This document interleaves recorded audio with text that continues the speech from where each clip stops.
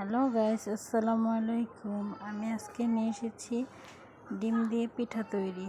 এখানে আমি একটা মিক্সিং বলে 2টা ডিম ভেঙে নিলাম। আপনাদের ইচ্ছা মতন 2টা 3টা 4টাও দিতে পারেন। এই পিঠার নাম অনেকে বলে থাকে খাঁচ পিঠা, ডিম পুলি পিঠা, অনেকে বলে জামাই পিঠা, যে নামই বলুক না কেন।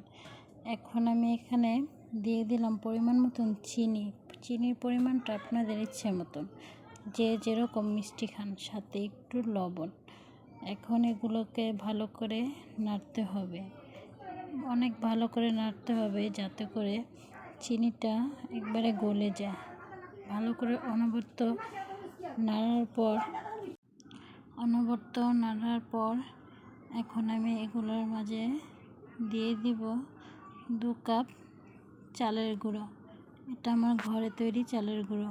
এখানে আমি দিয়ে দিব 1/2 কাপ আটা বা ময়দা, হাতের কাছে যেটা থাকে। আমার এখানে আটা ছিল, আমি আটাই ব্যবহার করছি। এখন এগুলোকে ভালো করে একটু নেড়ে আস্তে আস্তে নাড়তে হবে যাতে ডিমের সাথে মিশে যায়। এখন অল্প অল্প করে পানি দিতে হবে।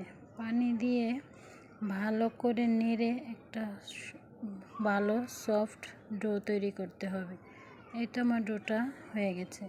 আমি এখন এটাকে 10 মিনিট রেস্টে রাখবো যাতে করে পিঠাটা খুব সুন্দর হয়। এখন আমি এখানে কড়াইতে তেল বসিয়ে দিলাম পরিমাণ মতন। তেলের উপরে ওই ছাঁচটা দিয়ে দিব যাতে এটা খুব ভালো করে গরম হয়। গরম না হলে কিন্তু পিঠা উঠবে না, এটা লেগে যাবে। এখন আমি আপনাদেরকে একটা বানিয়ে দেখাচ্ছি।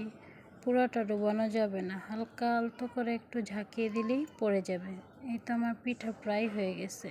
এখন পিঠাটাকে উল্টিয়ে দিলাম। আপনাদের যদি কোথাও আমার ভিডিওটা ভালো লাগে প্লিজ একটা লাইক দিবেন। আল্লাহ হাফেজ।